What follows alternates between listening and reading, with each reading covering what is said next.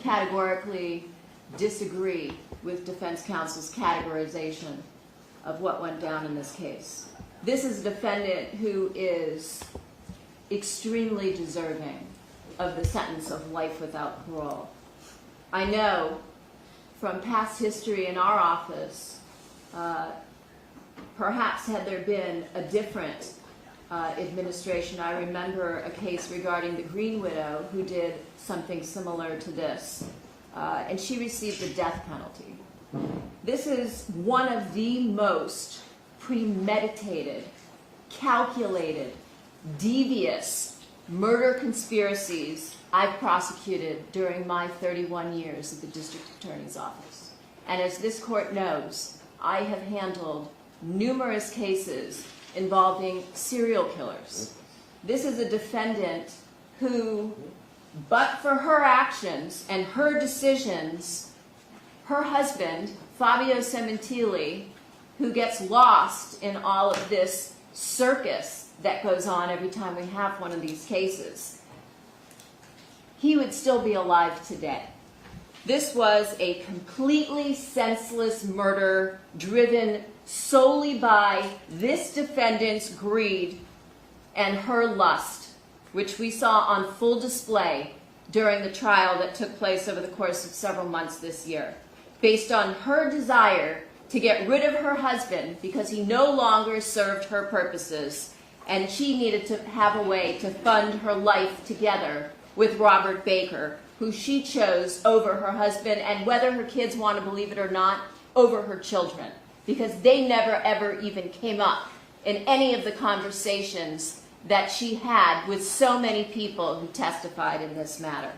It's incredibly despicable as far as motives go, because again, without her and her plotting and her planning the murder of her husband, he would be alive today. But then you add to it the lengths this defendant went to in order to conceal and destroy evidence, and how time and time again she got others to do her dirty work for her, including her lover, so that he could get the murder done and she could take a step back and pretend to still be this loving wife, which we all know was a complete act. And once and again, it showed through the admissions that she was caught making in the jail lockup, through the letters about getting rid of her husband and wanting to marry Robert Baker, through the entire complex setup of this time frame for that day, shows a level of sophistication and planning that I rarely see in these kinds of questions, these kinds of cases. There is no question but that this defendant was the mastermind behind the murder of Fabio Sementilli. One only had to listen to Robert Baker's testimony for about 10 minutes before you got the clear picture of who was the mastermind between the two. Mr. Baker isn't smart enough to even follow up his lies with consistency. There was nothing that was credible about his testimony, and the jury so found. In addition to that, we had the testimony from Christopher Austin, and while he was kept out of the center of the conspiracy between the defendant and her lover, Robert Baker, he knew enough that this was being done at her behest. And as I've said from the beginning of the trial, this case was about the ultimate betrayal. This was one that I'm sure Fabio Sementilli never could have imagined in his wildest nightmares was coming. That his wife was literally plotting his murder with her lover. It's an absolute betrayal, not only of Fabio Sementilli, the victim in this case, but of her children, who have been brainwashed by her lies and her deception. And that's their choice. They're adults now. If they choose not to face the truth, that's on them. But we're here to do a job. We've done our job. The jury did their job. And we're here to hold the defendant, the main player, the heavy in this case, responsible for her actions. She used her family, her children, her parents, her sister, to do her dirty work for her, to lie to their father in order to cover up this scandalous affair that she had been having for at least a year, and God knows what else she used them for.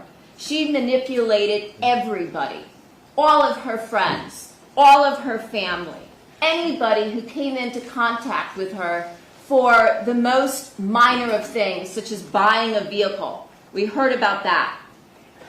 Fabio's co-workers, his colleagues from a multi-billion-dollar company, fell all over themselves trying to help her and the family after the murder, and yet they were treated with such disgust and disdain on the stand, as if those people somehow had done something wrong because they were reaching out to help the defendant, who they thought was this innocent widow who had lost her husband by some horrific tragedy, not of her own making. What we have in this case, just to be clear, although I think it was very clear through the trial, was the fact that this defendant and Robert Baker are a perfect match. You have two sociopaths who are completely incapable of any feeling of remorse or guilt. From the beginning until the end, and even now, the defendant is sewing a news story about how she somehow was taken advantage of by Robert Baker. And the stories, the defenses just continue to change as she sits in the jail. I think she's probably even convinced herself of that at this point, which is completely typical of sociopathic behavior. They only feel sorry for themselves, believing they're the true victims here. It was proven over and over and over again by their appalling recorded conversations in custody.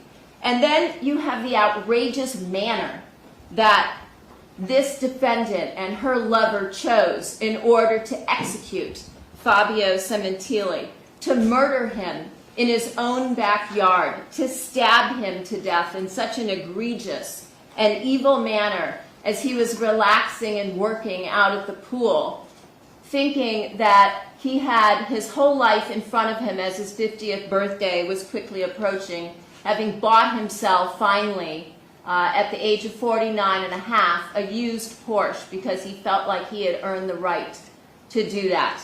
And yet his entire life, his entire future was savagely taken from him for absolutely no reason, stabbed to death in his own backyard.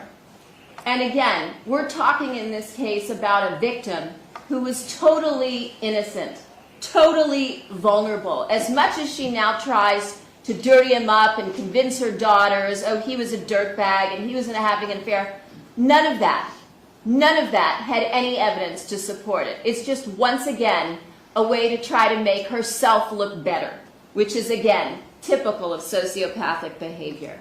To prey on an unsuspecting, completely unarmed, vulnerable, innocent victim who was viciously slaughtered as if his life had no meaning, when she could have just elected to divorce him. And we've seen this before, time and time again. As if his life had no value. And she and her lover showed Fabio Sementilli no mercy. She's not deserving of any mercy of this court. She hasn't admitted to anything that she's done. She hasn't taken any responsibility for her actions in this case. She's just made one excuse after another, after another, after another, as she will continue to prey on people until the day she dies.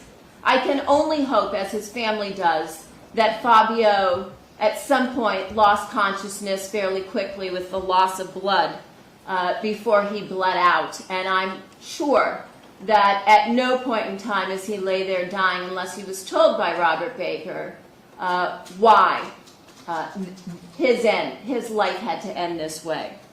And then to learn that she had planned this murder with Baker to have Fabio slayed initially in a public parking lot, as the court recalls, the night before he was murdered on January 22nd, a Sunday night, when she sent him out to pick up dinner.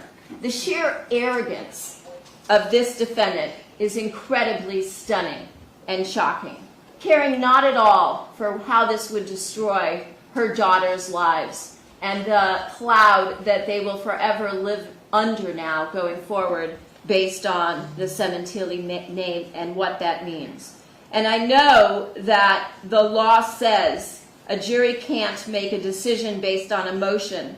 And so they didn't really get to learn much about who Fabio Sementilli was. But I did over the course of almost 9 years as I handled this case. I must have spoken to over 200 people in the course of my investigation and preparation of this case. And I couldn't find anybody, although I asked, because I was sure there had to be a skeleton somewhere.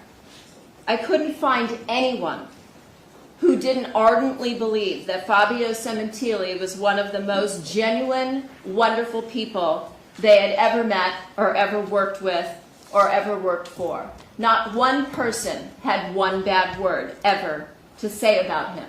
He was beloved, maybe not by his wife, but by everybody else, including his ex-wife. And that says a lot. He was a thoroughly decent human being who wanted the best for everybody he came in contact with. And that's a very unique, rare individual in this extremely difficult world that we live in today.